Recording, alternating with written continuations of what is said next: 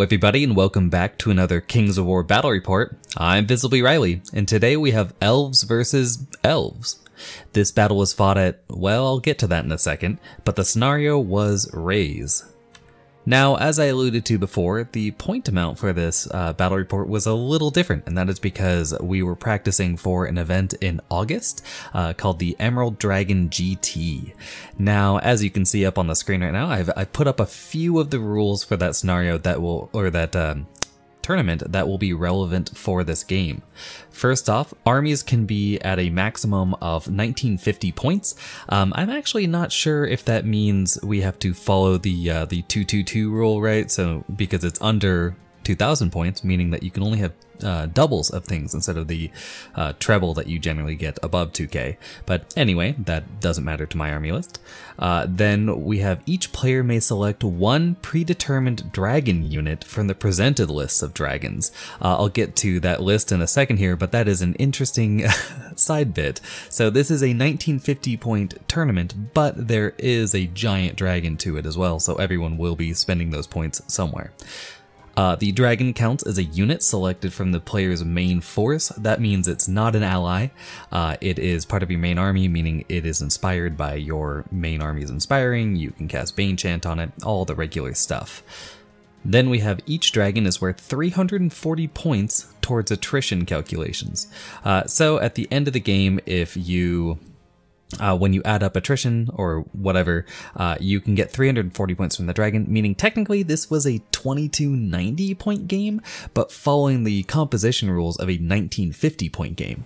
So it's definitely interesting, and let's get down to those dragon rules so you can fully comprehend what's going on. So first off, we have Ianarth. I'm not sure how to pronounce these names, but so these are all special dragons. The first one is on a 50 by 50 base. It's speed 8, melee 3+, defense 4+, with 12 attacks, 17-19 nerve. It has breath attack 10, crushing strength 2, and piercing 1, along with strider. Now, all these dragons have some sort of special rule to them. This one has excavate, so anytime during the movement phase, this unit may burrow into the ground, becoming height 0 and gaining +2 defense. Ianarth loses breath attack while burrowed, but may otherwise act normally. That's not how you spell normally, but moving on. Then we have upheaval 3. So I assume this is a spell. None of these things state that they're spells, but I'll just assume they are because that is the most obvious. So this unit may unburrow during the shoot or attack phases. When this unit unburrows, roll to damage all units, including friendly units, within 6 inches, including targets in combat. Blast D3 +3. Targets of this ability gain +1 defense against it. Friendly units do not suffer a nerve test if hit. So basically, Ianarth can burrow into the ground, becoming height 0, and then emerge during its, apparently during its shoot or attack phase, meaning that you can cast this spell. Oh no, I see what it is. When it unburrows, it does this. So it's actually not a spell, it's just a special effect. So yeah, very interesting. A bit of a problem here with Ianarth in that it doesn't state during your shooting or attack phases, meaning that it can unburrow during your opponent's shoot or attack phase, meaning that you can get really messy nerve tests, stuff like that. I think that still needs to be addressed, but interesting dragon. You'll see how they go from here on if you thought that one was weird. Next up, we have Imrululth. Yeah, Imrululth. This guy is the most average of the most draconic of the dragons, I guess I should say. So it's a 50 by 50 base, it's speed 10, 2+ melee, which is insane, 5+ defense, 10 attacks, 17-19 nerve, breath attack 15, crushing 1, elite, fly, regen 6+. Imrululth's special rules are Golden Mist, which is 2 target friendly units, including allies, within 12 inches of Imrululth, gain stealthy for 1 round, and then Aura of Rejuvenation. When this unit is given an order, all friendly units, including allies, within 6 inches of this unit may immediately remove a point of damage previously suffered. So, definitely an interesting monster. I think if you're gonna get a little like, I don't care about these dragons, I just sort of want to build a list and then I have to bring a dragon, this is the one for you. Any dragon that's on a 2+ to hit is obviously pretty good. It's crushing 1, but you can always Bane Chant it if you want that. And then Golden Mist is an excellent ability with Aura of Rejuvenation, working sort of like a, what's the Valandor? The Spirit of Valandor. So it's very similar to that, only this one also heals your allies. So it's Imraloth seems pretty good, but again, I'm not completely sold on it, mostly because this dragon does not have Inspiring. So it needs someone to babysit it, and that's, I don't know, that's kind of a nope for me. Next up we have Nyx. Nyx, I love Nyx. So Nyx is on a 75/75, speed 9, 3+ melee, 5+ defense, only 5 attacks, but a dash 17 nerve. And then Nyx is brutal, has fly, regen 4+, stealthy, thunderous charge 2. Then the 3 special rules are Fog of Pain 10, treat this as Wind Blast, meaning that it is a spell. For each hit caused, in addition to moving the target, roll the damage as normal, piercing 2. Then Mind Rot, all enemy units within 6 inches of Nyx suffer a -1 modifier when rolling to damage enemy units during their next turn. Then we have, this does not stack with weakness. Then we have Decay, which is you may have your opponent reroll a single die. They must take the result even if it is lower/higher than the previous result. You may use this ability once per game. So, Nyx is a very interesting dragon. That Mind Rot is a great ability. You can basically park it behind your line. I like the idea of maybe running like a bunch of boomer hordes and then putting Nyx behind them, because when you charge in, they become essentially def 5. Or you could run a line of very high def units like mummies, for example. And then when people charge in, they're even tougher to get rid of. Add that to Fog of Pain and its natural synergies with things like, what is it called? The Monolith from Empire of Dust. That Fog of Pain becomes Fog of Pain 12, so that's pretty sick. A lot of damage. The only thing I do not like about Nyx is that Nyx only has 5 attacks, and well, that's also not how you spell Thunderous, but I digress. Only 5 attacks and Thunderous 2. That's just not enough for what it is. I mean, this would be a fine monster if you couldn't see stuff like Imraloth or Eonarth or whatever, right? You can only pick one, so I think Nyx sort of falls by the wayside there. But next up, we have Vermithrax, who is also a really fun one. So Vermithrax is another 75/75, speed 10, 3+ melee, 5+ defense, 7 attacks, 17/19 nerve, breath 12, crush 2, piercing 2, vicious, and then Blazing Soul. All friendly units, including allies within 6 inches of this unit, gain brutal +2 max. I assume that the writer of this means -2 max, because brutal is a negative modifier, not a positive one. Not sure how that stacks with what is it, Hungry Lizard or whatever that new goblin is, and then also things like the Portal Despair or Dread. Do you mean that it's -2 max period? You can't stack it with those, or do you mean just brutal, right? So it's an extra level of brutal. Anyway, then we have Meteor 2. Target any location on the table 12 inches away. Roll to damage all targets, including friendly units, within a radius of 1d6 inches for blast d6 +2. It also has indirect fire. Targets of this ability get +1 defense against it, and friendly units do not suffer a nerve test if hit. So Vermithrax does have piercing 2 just listed as a rule. It's not under its breath attack, so the Meteor, I assume, does benefit from that. But Meteor is another one. I'm not sure this is a spell, right? Because we have Eonarth's Upheaval, which sounds more like a special ability that just rolls dice, versus stuff like Nyx, who has Fog of Pain, which seems very obviously to mean that that is a spell, because it treats it as Wind Blast. Not so sure about Meteor.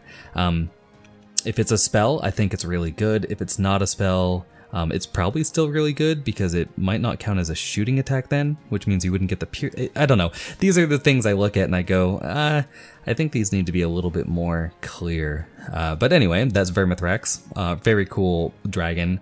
I think if Nyx had the 7 attacks of Vermithrax, I mean, Vermithrax is 7 attacks, crush 2 over the Thunder 2 of Nyx, and then also is vicious. I don't know. So I think if Nyx had 7 attacks, Nyx would be pretty cool.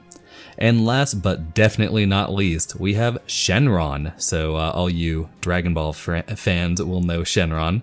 So Shenron is on a 50 by 100 millimeter base, speed 10, melee 3+, defense 5+, 10 attacks, 17-19 nerve, then crushing 1, fly, nimble, thunderous charge, vicious, chain lightning 5 for the first special ability, which is an 18-inch range. Within arc of sight, draw an imaginary line from Shenron's center point. This hits all units, including friendly units, within the drawn line. Piercing 1. Friendly units do not suffer a nerve test if hit. Chain lightning is another one of those. It seems obvious that it's a spell, but it's not listed as a spell, so I would assume as such. And then also it says that you draw it from Shenron's center point. The center point is on your base, and it does hit friendly units, so does that mean every time Shenron uses chain lightning, it shoots itself? Seems like something to address. Then we have the Winds of Gazra, which is all friendly units, including allies within 6 inches of this unit, add +1 speed. Units may charge out of range, keeping the +1 till after the full charge. That actually doesn't matter because you just check at the beginning of a charge to see whether you're in range, and then you just move. Yeah, Winds of Gazra, that is crazy. +1 speed is insane. And lastly, we have Wish. You may reroll a single die. This, they must take the result, even if it is, I assume this is copy-pasted from Decay from Nyx. But yeah, so you get to reroll a single die. You have to take the result no matter what you get, and you can only use it once per game. So Wish is the perfect, I refuse to roll double ones, so you get 1 reroll per game. Now, let's talk about these dragons real quick. I do have a bit of a problem with these. I think that these dragons over here, including Vermithrax, but not really Shenron, all those dragons are interesting. They all do a little weird stuff. Maybe they need another pass in the proofreading bit, but I do think they're all interesting. They all do weird things, with the exception of maybe Nyx. I mean, this 5 attack, that is just grating on me. But these are all great dragons. I think they all do cool stuff and whatever. But then there's Shenron. So Shenron is just insane. I mean, just looking at the other dragons, then you look at Shenron. Shenron's got 10 attacks. Shenron has an extra nimble, so even when you turn off my flight, Shenron can still do nimbly-bimbly charges. The Shenron only has that Crush 1, but also still has the Thunder 2. That's amazing. Shenron's vicious. Chain Lightning is a bit of a meh spell, but Winds of Gazra is insane. That +1 speed is so good. And then you have Wish, which is a rule tailor build for tournament play, meaning that that double one you get at, during your game where you go, will I lose if I roll double ones? You at least get 1 more shot at it to not roll it. So yeah, Shenron's crazy good. I just don't see why the other dragons exist. I mean, I say that, but I do see why. If we roll back for a second, these other dragons are actually pretty good, assuming you already have an army built that you're going to just plug a dragon into, right? So I look at stuff like, again, like Nyx or maybe Vermithrax, and I go, well, if I'm going to play Empire of Dust, I think those are a lot better. Or I have a Forces of the Abyss list that I think Imerloth could go into because granting stealthy to Harlequins is insane, and then a bit more healing I think would really fit the theme of what Abyssals are like in 2019. But if you're gonna build an army from scratch, you just build a Shenron list. So that's what I did. Moving on to the army list, we'll start with my opponent's list. So this is the 1950 point of the list. We have the Honor Guard of the Green Lady, which involves the Kindred Tall Spear, or a horde of Kindred Tall Spears. This has the Brew of Strength, 2 regiments of Palace Guard, and the Green Lady, who has bought a Saber-Tooth Pussycat today. All these units, or I believe, no, just the Palace Guard and the Tall Spears gain regen in that formation because the Green Lady already has it. Then we have a horde of Kindred Archers with the Heart-Seeking Chant, 2 troops of Silverbreeze Cav, a horde of Draken Riders with the Pipes of Terror, that's an interesting one, an ASB with the Loot of Insatiable Darkness, an Elven Mage with Shroud of the Saint, and a Noble War Chariot.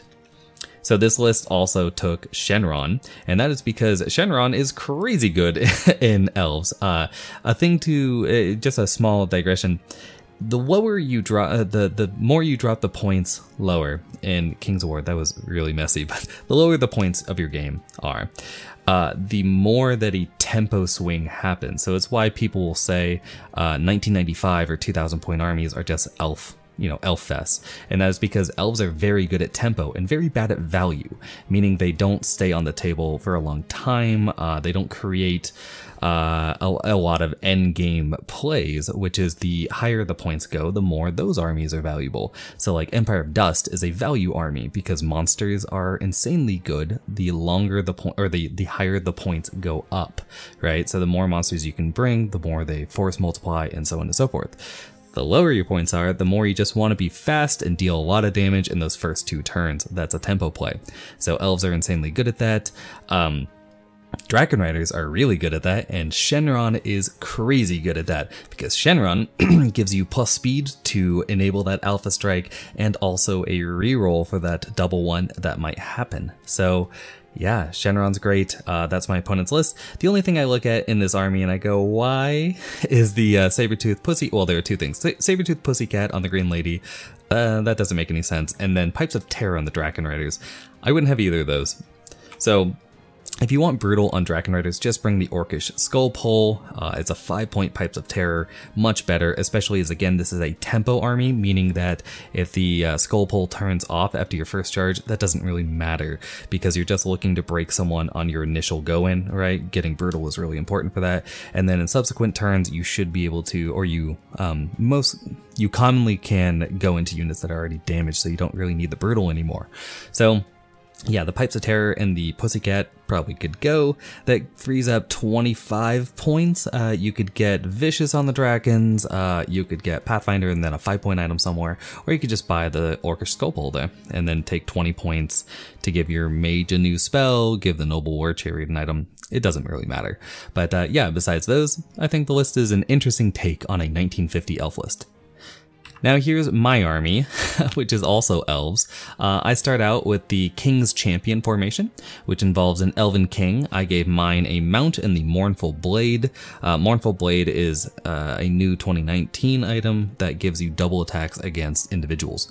Then it involves 2 regiments of Stormwind Cav. I brought a Caterpillar Potion on one and the Orcish Skull Pole on the other. So this formation gives all 3 of those guys Headstrong, and then the Elven King hits on a 2+ in melee instead of a 3. Then I have a horde of Kindred Archers with a Heart-Seeking Chant, 2 hordes of Draken Riders, one of whom has the Whip of Celerity and the other has the Brew of Haste, 2 regiments of War Chariots, an ASB with the Loot of Insatiable Darkness, and a Noble War Chariot with Banner of the Griffin. So this list is, I don't know if it's really an homage, but it's a take on it's a take on some other lists that I've seen popping up about running like double Elohi hordes with the chariots that they have. And I was like, well, I think elves could do that pretty well at 1950, especially when you have Shenron. So the idea here is that I have 2 hordes of Draken Riders. One is speed 12, the other is speed 11 with +1 inch of charge, so one charge is 24 and the other charge is 23 inches. Pretty crazy. I have War Chariots to just get in the way. They're my heavy chaff. And then I have everything else that an elf army has. I brought the King's Champion because I thought, I actually just kind of wanted to try it out. The first time I saw it in 2019, I went, I'm not sure about that, but I've really come to respect having Headstrong on Knights. I think it's really good. And again, they're speed 9, so they're speed 10 if they're around Shenron, which is obviously cool. And then the Elven King on a 2+ melee is just, there's not a lot of things in the game that operate like that, right? So Elven King, pretty cool. Anyway, so this is my first take of the list. We'll see how the game goes. So finally getting to the game, guys, we start out with the table, and I'm going to go through, oh, actually, let's talk about Raze real quick. So Raze is a scenario where you have 7 objectives. So you have 1 in the center that is always there, and then my opponent placed 1, 2, 3 objectives over on my side of the table. That has to be greater than 6 inches from the center line, and then obviously more than 12 inches away from each other, and then we take turns with that. So we've got the points there, and then I placed 1, 2, 3 on my opponent's side. Granted, again, these were not, you know, he places all of his and I place all of mine. These are, we take turns, he just plays first. So all 7 of these objectives are on the table. Now the way Raze works is that I can only go after these objectives up here in the beginning, also the center one, but that's a little different. So I can only go after those objectives on my opponent's side of the table, and on any turn that I end my turn controlling them, I automatically get 1 victory point, and then I burn the control token. So if I score, say, this one with my chariot, move on up, my chariots end up over here, I would grab this token. It's not a loot token. I just burn it. I remove it from the table. So that would give me 1 BP. And the inverse is also true for my opponent. So these ones over here, they are all worth 1 BP to them. And then the center VP, I believe, is worth, or the center control point, I believe, is worth 1 VP if you control it at the end of the game. So a bit of an interesting scenario. I like it a lot. I think that something Kings of War really, really needs to look into is having scoring not just at the end of the game. Having scoring at the end of every turn, or maybe at the end of the second player's turn, there's lots of ways to do it.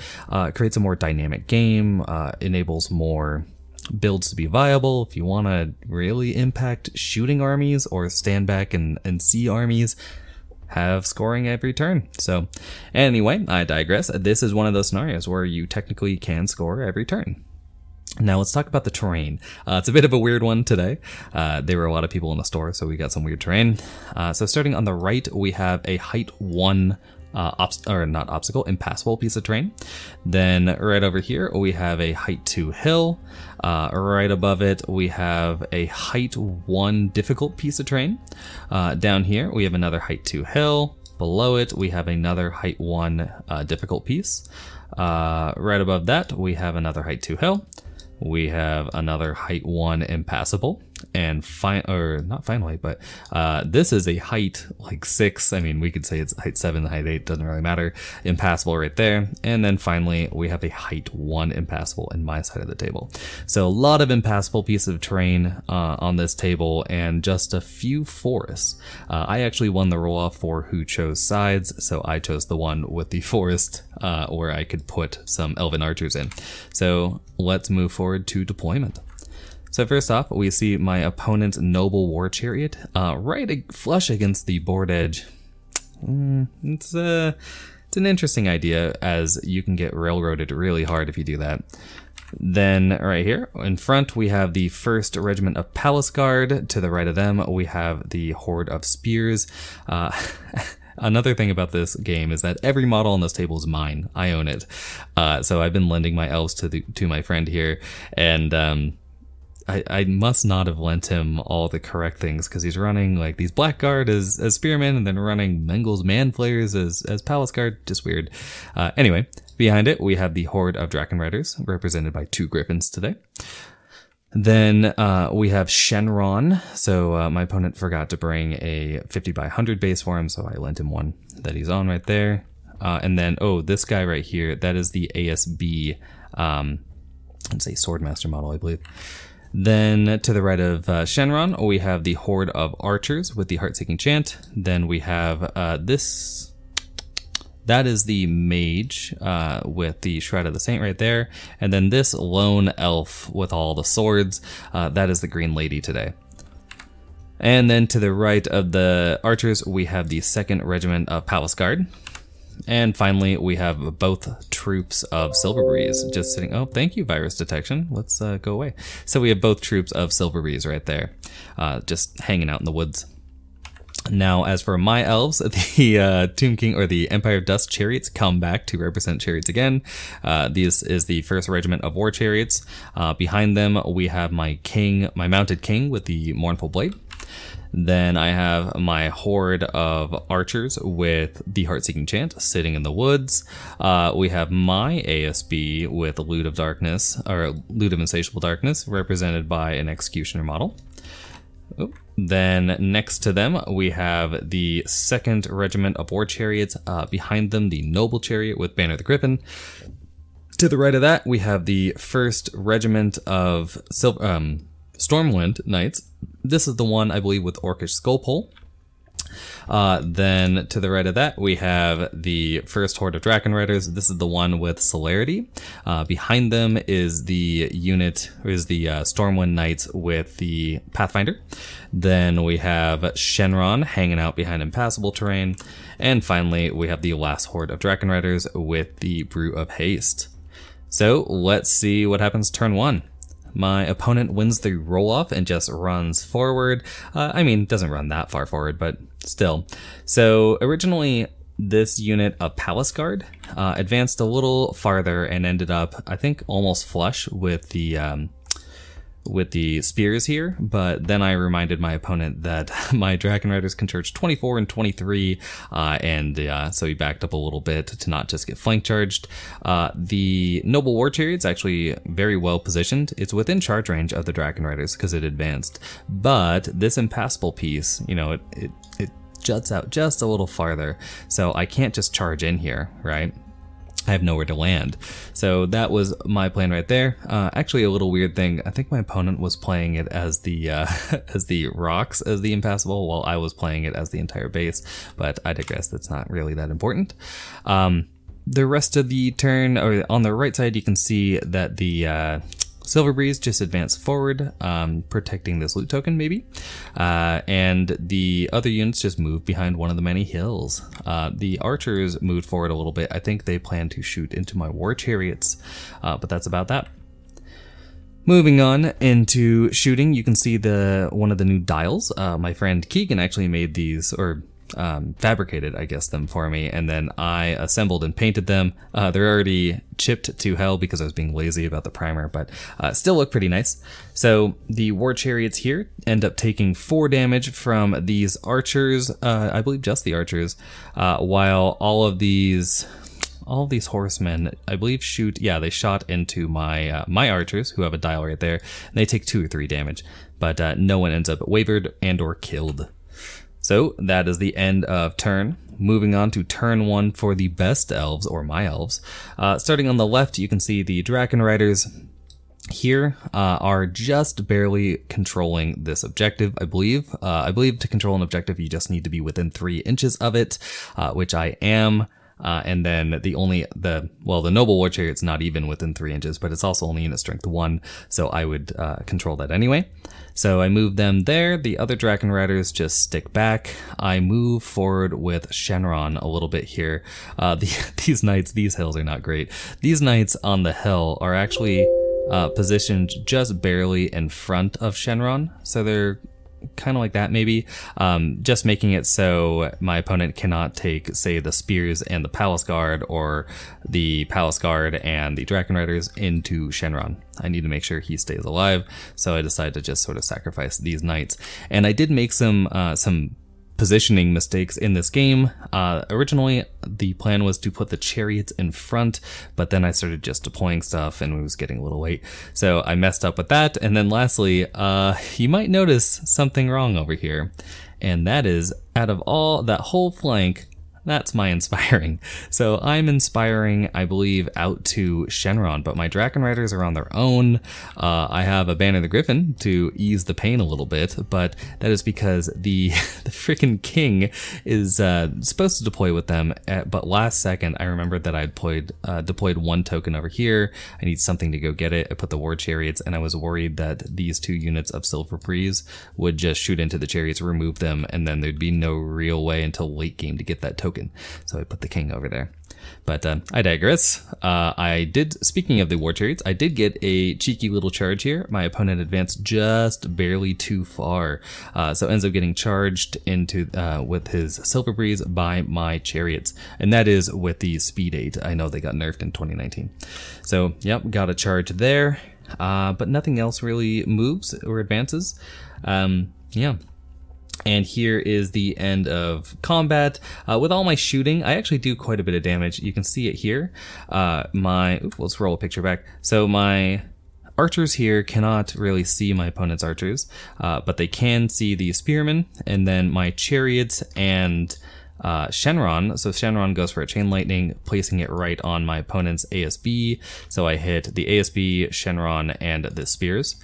And when I shoot right through, I end up doing 1 or 2 damage to both Shenron and to the ASB, but I end up doing quite a few damage to these spear elves with the mix of shooting. I end up doing 10. Don't roll the 11 to waver, but still pretty good. And in combat, yeah, my chariots were able to kill off a troop of Silverbreeze. It would be kind of sad if they did, if they couldn't.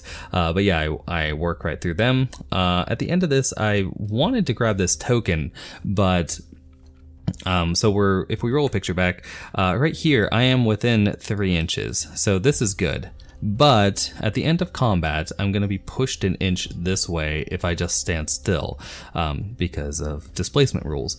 So when I get pushed away, I'm not going to be within 3 inches of this token. So in the end, I decide to do this and just turn to face my opponent's army, just because make it a little neater. So I will not be getting this token this turn, but I do get the token on the far left with the Dragon Riders. So moving, here is an end of turn shot. The Dragon Riders are not appearing in this film, but everyone else is. And let's move on to turn 2. So turn 2, the elves are definitely getting into it now.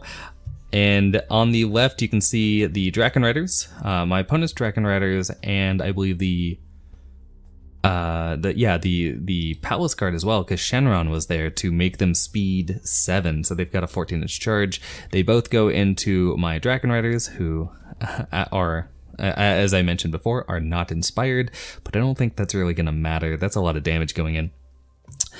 Then my opponent takes the Spear Elves, yeah, just the Spear Elves, and goes into my Knights, and I think this is a mistake, because the Spear Elves, while they have 30 attacks, right, they've got 30 attacks, but they're only hitting me on 4s, even with Elite, right? And then I'm a 15, because I've got Banner of the Griffin right here, right? I'm a 15-17 inspired with Headstrong, right? So the Knights might not do anything, but I've got a lot of damage going in, including a flanking horde of Dragon Riders if that charge flubs. So maybe not the best plan. You can see the regen for my opponent. It regens 3 wounds off. But there's also quite a bit of heal sticking around, so we'll see what sticks at the end of that. And yeah, the Palace Guard over here behind this hill turn to face my chariots and king. The Silverbreeze turn to shoot at the chariots rather than charge. That seems like a smart move considering they shoot on 4s, although I am curious about why they stayed here, right? So they're nimble, so they could have so they were facing something like this, I want to say.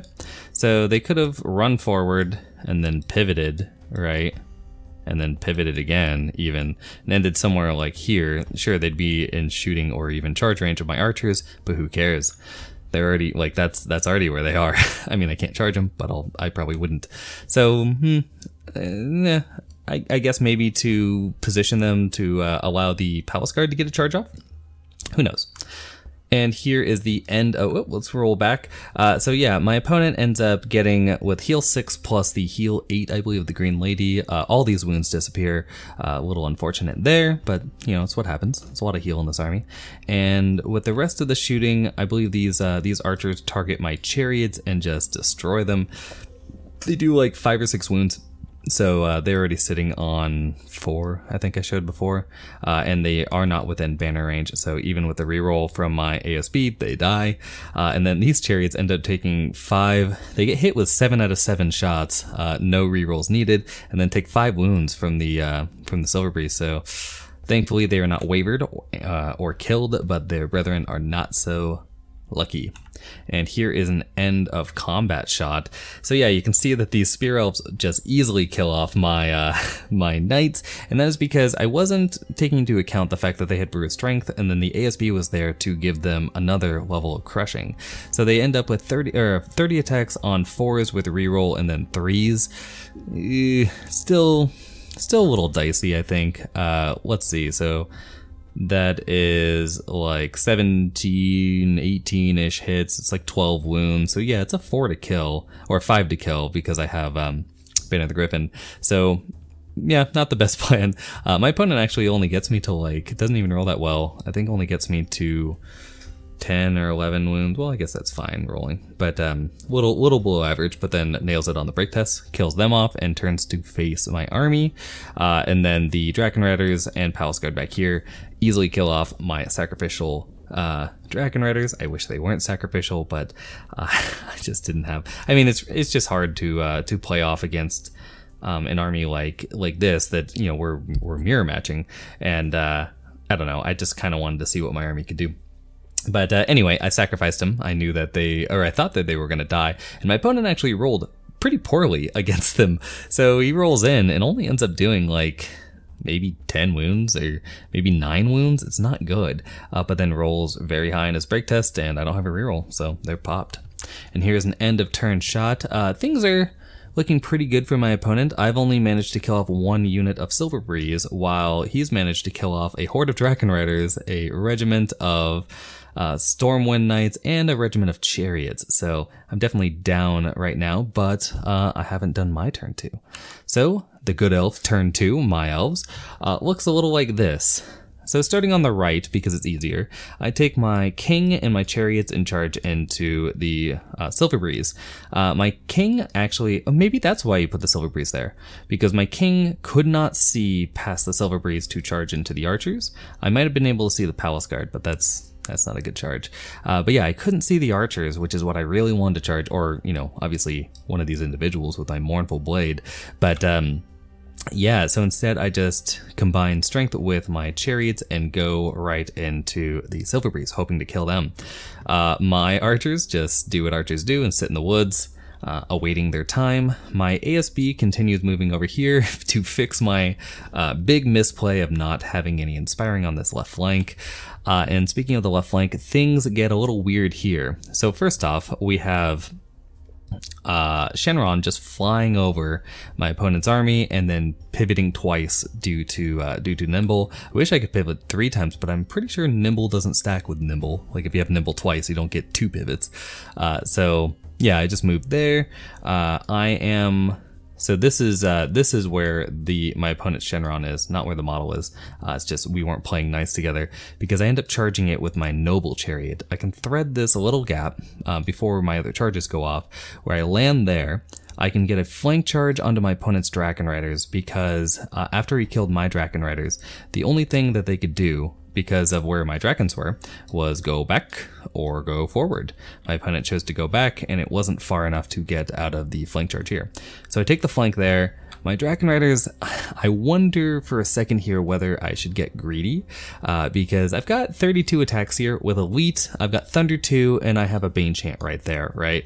So I can be 32 attacks on 3s and 2s with reroll 1s to hit, which is pretty crazy. But in the end I go, well, I want my Dragon Riders to be on this flank still. I could charge into the Palace Guard if I wanted, but I just decided to take them into the Dragon Riders just in case I roll horrifically, because I need to make sure that these units die, meaning I might need the 18 more attacks, and I have Shenron's reroll left for a double 1 if it happens. So that's the plan. On the left, and then again on the right, I've got the chariots. So not a whole lot happening in the center of the field here, but that's, you know, that's elves.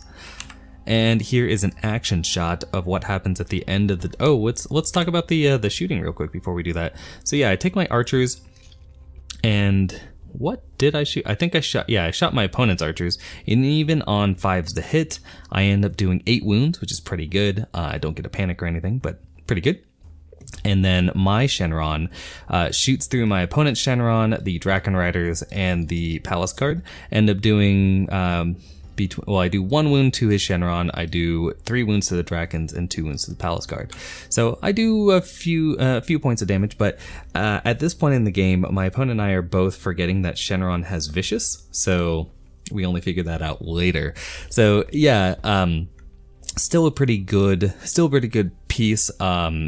Chain Lightning it's not as good in the early game as, say, like a Breath Attack for a tempo piece. Like if Shenron had Breath 10 or Breath 15 even, it would just be ridiculous. He's already ridiculous, but Breath Attack would be way over the top. The Chain Lightning is a better piece for later in the game.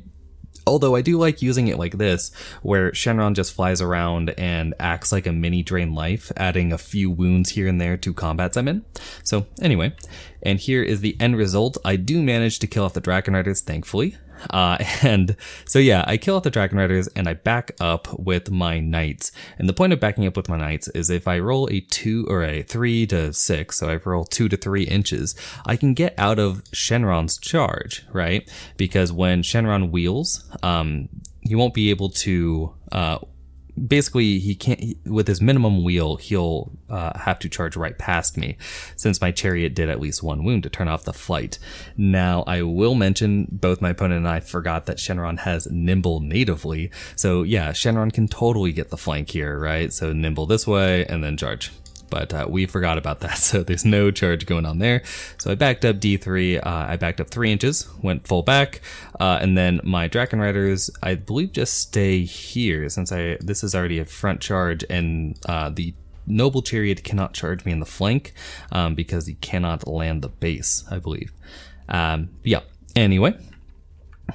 Here is the full board view. You can see also on the far right, my chariots and king do manage to kill off the last of the Silver Breeze and just advance onto the Palace Guard. Unfortunately, this 5 wounds means that my chariots are pretty vulnerable to Palace Guard right now, but you roll well, then you roll poorly, so on and so forth. And there wasn't a whole lot I could do about it, because even if I backed up, I could not get out of a 12-inch charge. So I take what I take. But at the end of the turn, I burn the control point that my chariots were by, and Shenron burns this one, since these Spear Elves are just out of 3 inches from this, and Shenron's worth 1 unit strength, so I burn all 3 control markers, raised them all. So I've got 3 VP right now, and my opponent has 0. So moving on to turn 3, still a lot of game to play. So turn 3, yeah, the elves get into the charge. So on the left, you can see the Noble War Chariot plus the Palace Guard go into my second unit of Stormwind Knights, the ones that have obliterated the Dragon Riders. Those were the Stormwind Knights, I believe, with the Orcish Skull Pole. I think. Yeah, I think, because they were over here. So they had the Orcish Skull Pole, and I did manage to get Banechant on them. That's what the Corn Dog of Power is. But yeah, they go into them. We have the Spear Elves going into the flank of my Noble War Chariot. That seems fair. Shenron, my opponent Shenron, just backs up to get out of my Shenron's charge arc. Also seems fair. And yeah, the archers move forward a little bit, because apparently I'm such a master at placing units. I didn't even measure this, but I was out of their line of sight with Shenron, and my opponent just decided that they wanted to shoot there. Might have wanted to shoot at my archers. I mean, I'd have cover either way, but I'm not inspired while his archers are, so I don't know. But yeah, it goes for the Shenron there. We have the Heal Wizard lining up behind the archers. I'm not so sure about that. Maybe just hoping not to get shot. We have the Green Lady looking to, I believe, heal Shenron right now. This is actually something I love. This ASB right here is my opponent's, and then this one is mine. We are both just staring at each other longingly across this hill. We are the exact same unit. We have the exact same equipment. I just really like that. And then, yeah, like I said before, the Palace Guard go into my chariots. So with shooting, my opponent does a few wounds to Shenron, and that's when, he's like, oh, well, I think Shenron gets up to like 3. He was sitting on 1 before because of my opponent Shenron, but I get up to like 3 wounds, and my opponent goes, well, what do I need to roll? And I'm like, well, Shenron's a 17-19, so yeah, I need that boxcar. Doesn't get it, but does end up getting the Banechant again. Banechant again. Banechant's onto these archers, but doesn't manage to do too much to Shenron there. And here is the end of turn the combat shot. So we've got the Palace Guard plus the Noble Chariot don't quite manage to kill off my knights. Thankfully, because I have my ASB within range to give them Inspire, I think. But the Noble War Chariot cannot stand up against 60 attacks on 4s and 2s with Elite. So yeah, it gets pasted. But these guys merely get wavered. Actually, if I'd had Banner the Griffin there, I would not have been wavered. So good order of operations by my opponent. And here is an end of turn shot, so you can see that, yes, the chariots are dead due to the Palace Guard, who are now just sort of staring off. I I probably would have moved forward. I think the chariots were like this, so move like this, but maybe couldn't get past the king or something. I don't know. I'm not exactly sure. But yeah, anyway, here, let's begin my turn 3. So my turn 3 is a bit easier. First off, I fail a headstrong, and I'm very tempted to reroll that with Shenron because it is it is an important roll, right? But and in the end, I decided not to because I think I'm pretty far ahead right now. Next up, yeah, so my opponent couldn't, or maybe didn't want to, but I think he just couldn't figure out how to place the spears to be effective, or maybe he just couldn't wheel past Shenron. Yeah, I think he was just railroaded again, could only back up and move forward. Oh, that's right. Yeah, so my opponent decides to back up. If he gets a 3 or 4 in the same way that I did, Shenron cannot charge, but instead he rolls a 1, and yeah, Shenron on the flank.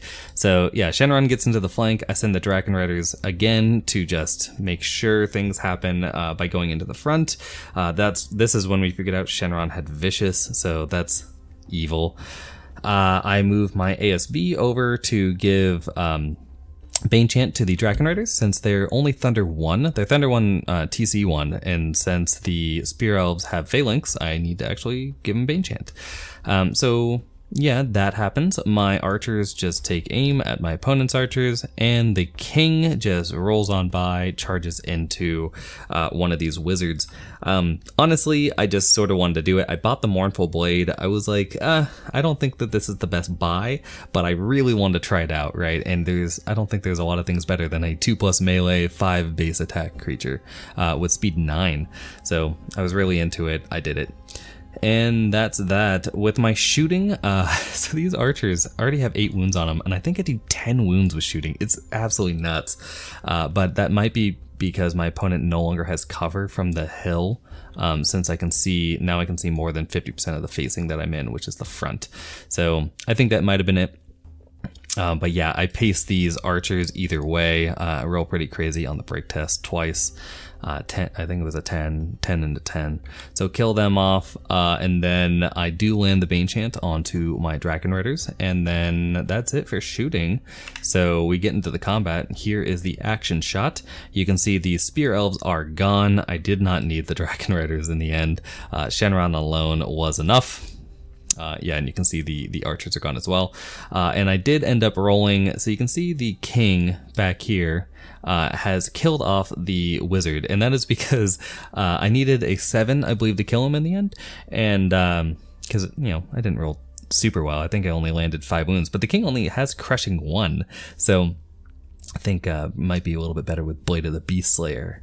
But anyway, I go in there, do 5 wounds, and I need a 7 to kill twice, and on the second roll, I roll a 6, and I go, fuck it, I'm using Shenron's Wish, and I get a reroll, roll a 2, and kill him off. Now, my opponent's like, if you roll a double 1 against these Spear Elves, you will, like, that'll be real bad, right? Because I'm about to lose these guys. The Spear Elves might be able to kill off the dragons in one go, or maybe Shenron, especially as this Shenron's staring right at Shenron's butt. Shenron. But yeah, I end up not rolling a double 1. I do roll 1/1, but I roll 6 on the other die. So end up killing off these Spear Elves, and that is where my opponent goes, I think that might be the end of the game. So yeah, here is the end of game shot. You can see I burnt all 3 of the objectives that I have. My opponent has still not burnt any of them. 1, 2, and 3 still up on the table. The only things left for my opponent, well, so like, you have the Palace Guard. They could get over to that one, and there's not a whole lot I can do, right? Like, I have a king and I have archers to kill them off. The king probably won't. The king will probably go after the Green Lady if she stays anywhere over here. So yeah, mostly the archers to kill the Palace Guard, who I think could get their next turn, right? Since that's probably 15. And then this objective is almost impossible for my opponent to get to unless he just takes Shenron and goes and does it, right? So Shenron might be within 13 inches. I'm definitely not contesting it. So yeah, that's 1 next turn, and then Shenron for this one, and then assuming that these guys can kill, these 2 units can kill off, actually probably the noble can just move through it, nimble through, and run, right, to get over here, because these kill off that, move forward, and all they have to do is get within 3. Since Dragon Riders are a flying unit, they're only worth 2 unit strength, meaning that if both these units get over to his other objective, he controls it and gets it. So, I don't know, I think my opponent might have conceded a little early, but yeah, there's not a whole lot left after that. So his turn would have basically been kill these knights off, and then get all the objectives, right? And then my turn 4 is kill his army. So, I don't know. it's a throw up in the air, but in the end he decides to concede. I think there was probably a little bit more game, but it does show off just how powerful Shenron is, or maybe 2 Shenrons are. So anyway, I hope you guys liked it. Next time we probably, hopefully we won't be using as many proxies, as this was a bit of a weird game that we threw together at the last moment. But yeah, I hope you guys liked it, and I will keep you abreast of what's going on with that. And if you have any comments about the dragons or otherwise, feel free to leave them below. Bye.